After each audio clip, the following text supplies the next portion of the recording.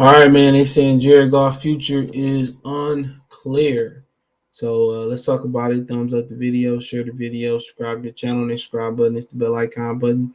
Hit all notifications, increase your chance of notifications. We go live, or drop a video. So yeah, they saying that his future is unclear, but the Lions want him to focus on what's in front of him. So my thing is this dude. Future should have been unsure last year.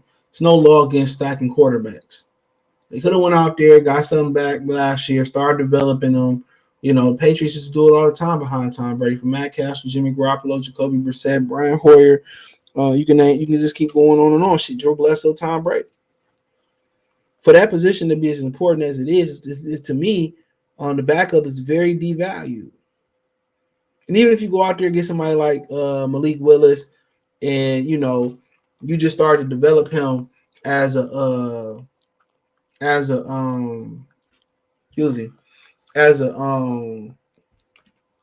can I put it? As a quarterback, and he's not working, he got wheels. You can find ways to utilize him while you still trying to develop him as a quarterback. He got wheels. So that's just my thought. That's just my thought on it. But nobody felt comfortable about their quarterbacks, including Jared Goff, coming into this season. Nobody. But it says Jared Goff future is unclear. Lions want him to focus on the present. It says lose for long enough, the league and change will come for you. It already has for Detroit Lions. They've lost the last 5 games to plunge back to the bottom of the league, and now they're an assistant before trading their leading receiver and division rival. Change is already here. Now armed with the 5 of the first 65 picks in the next year's draft, including number 1 overall pick. You have to wonder if change is coming for Jared Goff too, unless, of course, you're Jared Goff. Quote, we don't address that eternally, quarterbacks coach Mark Brunell said before practice on Friday. He said he's just smart enough to know we do not go there. It's not time nor the place right now. It's about the Packers. That's something you guys talk about. No, but no, that's not what we're going to do during the season. Not at all. Fair enough. The more these losses stack up, the more Goff job come under scrutiny next offseason. The same can be said for head coach Dan Campbell. So many members of the coaching staff. Heck, Albie President already lost his job as defensive backs coach this week. That's what happened when you lose in this league. The Lions are losing faster than anyone. But the Lions' playoff hopes are already reduced to a pipe dream. Only the 1970 Cincinnati Bengals has ever made the postseason after 1-6. I don't talk about the postseason. We'll talk about that. So, I don't read this shit. He said, I don't read that. So, and at the end of the day, dude, of course, he should have never been the Lions quarterback. We all know that. I don't know if they was trying to bridge, but you can't bridge nothing without a young quarterback. You can't. You go out here, you move on from Matthew Stafford. First thing you're supposed to do is find your quarterback. They ain't do that. So they go out here and get Jared Goff.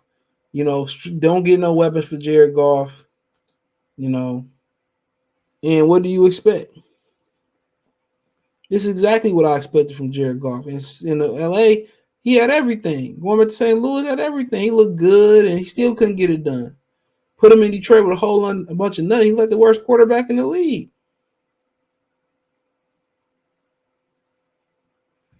What did we expect?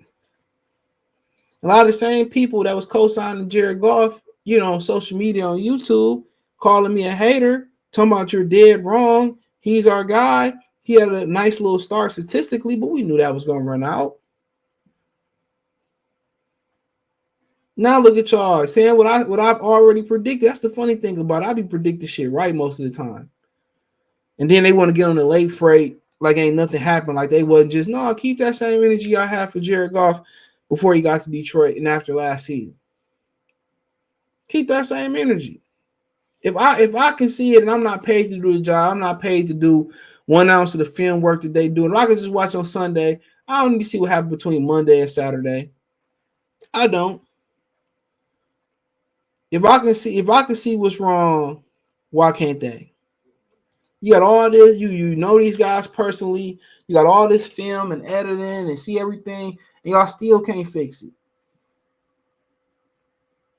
And I just, there's just questions like you start to question Brad Holmes' taste in quarterback.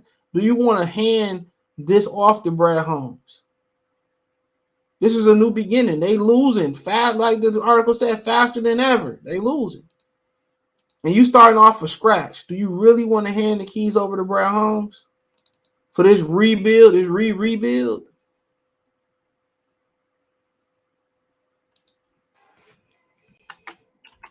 Do you? Come on. The question.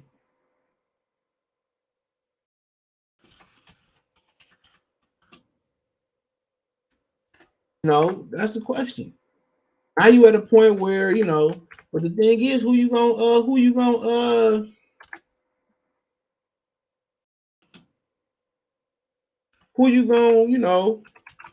what's gonna be different in the hiring process? That's my thing. What's gonna be different in the hiring process? Still gonna be cheap. Still not gonna go out there and get the best name, a la Sean Payton, right? You're still not gonna get the hot shot up and coming coach. It's gonna be more of the same. So if you're gonna keep doing the same thing, get them an opportunity to right their wrongs and learn on the job. That's how I look at it.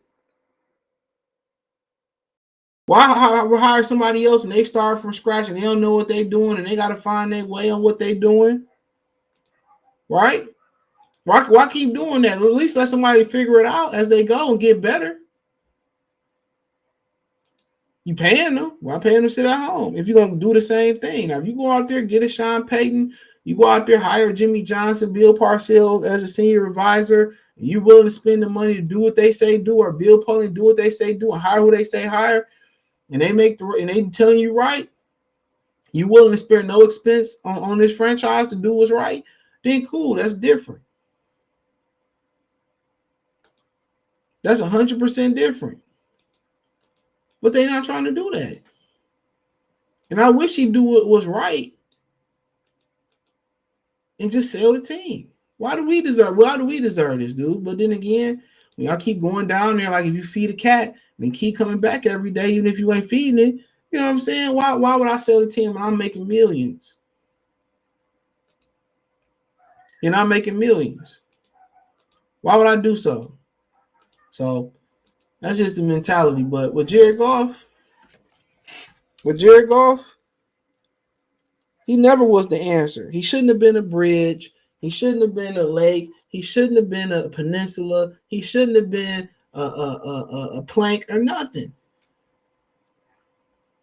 And if you was going to bridge him, you need to find a young quarterback to bridge him with. Now you in the beginning. Now you're going to throw a young quarterback out there with this team. It's like, come on, why not settle him in, do something different, integrate them slowly into the team, and do something right for a change. And do it the right way. They're always too smart for their own good. Just because you paying the number 1 overall pick or paying the rookie quarterback, don't mean you have to play him right away. Let him get his feet. Now, if he the best for the job and it's by far, then so be it. Y'all ain't spend no money in free agency. They just cheap.